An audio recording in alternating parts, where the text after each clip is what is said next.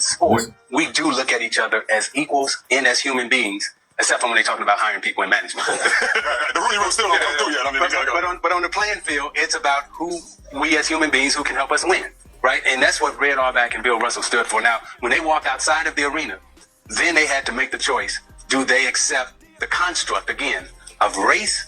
And if you accept the construct of race, then on top of that, you are allowed to have racism when you accept the construct of race. But if we all are human beings, then we can't have racism or racist. You know, so I'm like you guys. I celebrate American history, which is our history, every month out the year. And I hope that for parents and kids that go home, now we have the internet, now we have tools in our hand. And no, you aren't being taught Black American history in schools, but now we can still go out and find that history. It's not like when we grew up and maybe it was buried someplace in the encyclopedia. All you gotta do is go type in some words and you can get it right now and understand where you come from and how special you are. Can I just end with this one thing?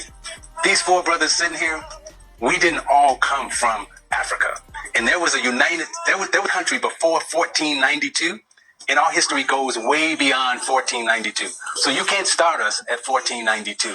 We were always here. We were always here. Everything connects. And I'm going to show more of that in my upcoming series, As Above, So Below, As Within, So Without.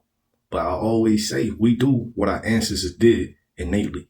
It's a reason why we hold certain cultural ways in high regard or honor, like basketball. Most people just think of it as just a sport today. But the game and ball itself is truly ancient and holds an important significance in ancient Mayan spirituality. It was said to have first been played by the ancient gods, and then the royalty and nobility of the Mayans, and then spread out to the commoners. This was for many tribes. The Olmec, aka the Sheep people, which Olmec literally means the rubber people, were the first in the world to create rubber and rubber balls. It was made from the Panama rubber tree. To get a better understanding of Mayan spirituality, what they call mythology, you can read the Popol Vuh. There's a lot of books on it. I'm going to get further into it in my upcoming series and show you how it's based off of astronomy. Right? But you can get more into it like this. Use also an animated series or animated video on YouTube. Now, there are ancient ball courts found all the way from Honduras up to Arizona, Alabama, and even Georgia. Now, parts of Georgia and Alabama is actually the territory of the Creek Indians. And you remember me telling you some of the Creek Indian tribes, which is my people, are actually descendants of the Mayans. And that's according to a migration legend of the Creek Indians. Before we get into what this other book reads, let me show you what John Swatton said about the Creek Indians in 1821 in Atlanta when he encountered them. In the book Early History of the Creek Indians by John Swatton, the southeastern tribes were described as: the color of the inhabitants is dark brown. They preserve traditions of great antiquity in rhymes and chants.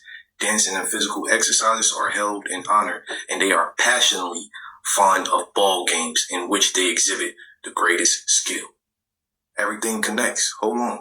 Basketball. Notice the dates, right? And notice the cultures, right? The Mesoamerican, North American, and Southwest cultures.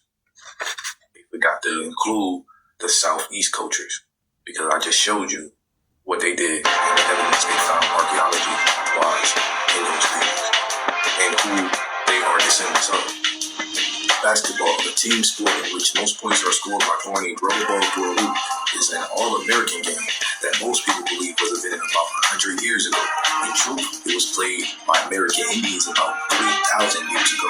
The Olmec, who lived in what is now southern Mexico and Central America from about 1700 BC to 400 BC, originated the game because latex-producing trees grew in the area and they had developed the technology to create balls made from rubber. Because this game is the first one known to have used a rubber ball, many anthropologists consider it to be the forerunner of all modern games that use bouncing balls, including basketball, soccer, and football. Both nobles and commoners played the game. Nearly every adolescent male participated, though nobility sponsored professional basketball teams that played on feast days. So important was the ball game to Olmec culture that huge stone ball courts were built in the central ceremonial areas of Olmec and later the Maya and Aztec. Evidence of these impressive courts has been found from Honduras to Arizona. The archaeological remains of 600 ball courts have been found in Mexico alone, but it's also been found in Alabama and Georgia, as I also showed you.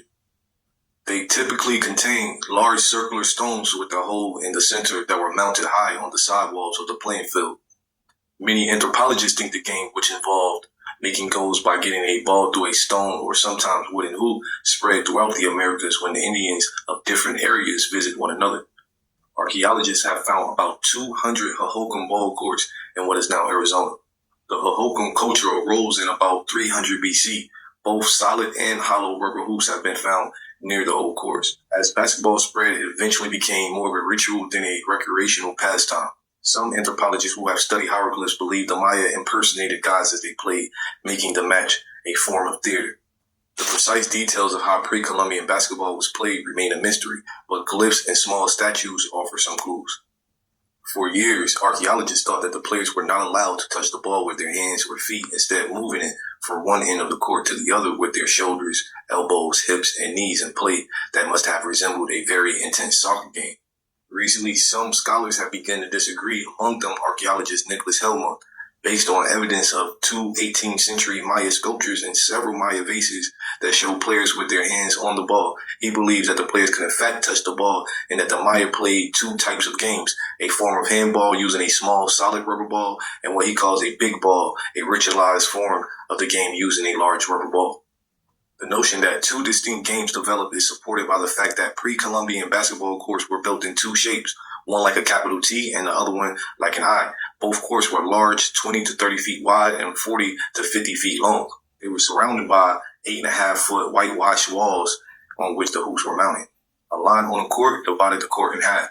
Listen to this. Tiered stone seats built into the walls indicate that the games attracted large crowds. The ancient basketball courts also had facilities where the teams prepared and dressed for the game. Locker rooms seem to have been as necessary and adjacent to basketball in ancient times as it is today. I'm going to read one more part because they're about to cut me short.